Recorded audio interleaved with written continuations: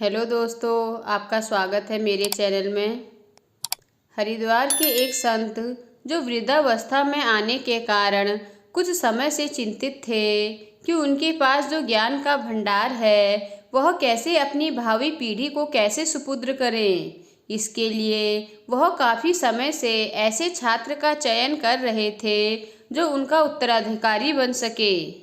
संत एक दिन अपने सभी शिष्यों को लेकर दूर कहीं जंगल जाने को निकले, जहां वह अपनी विद्या अपने शिष्यों को दे सके। संत चलते रहे, दुर्गम पहाड़ पठार आते गए, नदियां आई, किंतु संत नहीं रुके। एक दिन हुआ, 2 दिन हुआ, वह निरंतर 4 दिन 4 रातें चलते रहे। इस बीच रास्ते में कुछ छात्रों ने शिक्षा लेने का विचार बदल दिया और वापस लौट गए।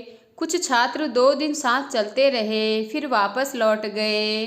कुछ छात्र भूख प्यास से व्याकुल वापस अपने घर लौट आए और कुछ छात्र जो रास्ते में ही बेहोश हो गए।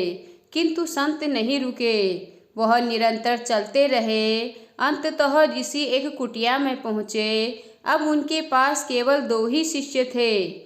वह उन शिष्यों को लेकर उस कुटिया में गए और प्रसन्नतापूर्वक कहा, मैं तुम्हें अपनी सारी विद्याएं सुपुत्र करूँगा। तुम्हें गेहूं से हीरा बनाने की विद्या का अभ्यास कराऊँगा। यह कहते हुए उन्होंने अपने दोनों शिष्यों को गेहूं का एक एक दाना दिया और मंत्र पढ़ने को कहा। एक शिष्य मंत्र पढ़ते पढ़ते बेहोश हो गया, जिसके कारण उसका मंत्र अधूरा रह गया और हीरा नहीं बन सका। किंतु दूसरे शिष्य ने पूरा मंत्र पढ़कर उस गेहूं से हीरा बना दिया। क्योंकि इस विषय में ज्ञान लेने के लिए इस शिष्य की इच्छा शक्ति थी, लगन थी, जिसके कारण भूख प्यास थकान सभी पर शिष्य ने विजय पा लिया था। वह शिष्य अपने गुरु के कहे हुए हर एक शब्द का, हर एक आज्ञा का पालन करता था, जिसके कारण वह अन्य शिष्यों से अलग था। संत ने प्रसन्नता जाहिर करते हुए अपने शिष्य को संपूर्ण ज्ञान अपने शिष्य की झोली में डाल दिया, क्योंकि यह शिष्य अपने गुरु के ज्ञान का सच्चा अधिकारी था।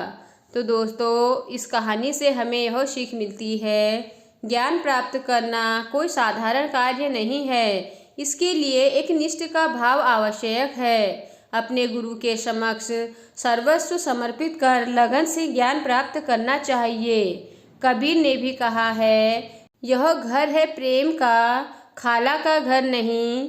शीश उतार भोयू, धरो फिर बैठो घर माही। तो दोस्तों, आपको आज की कहानी कैसी लगी मुझे कमेंट कर ज़रूर बताएं।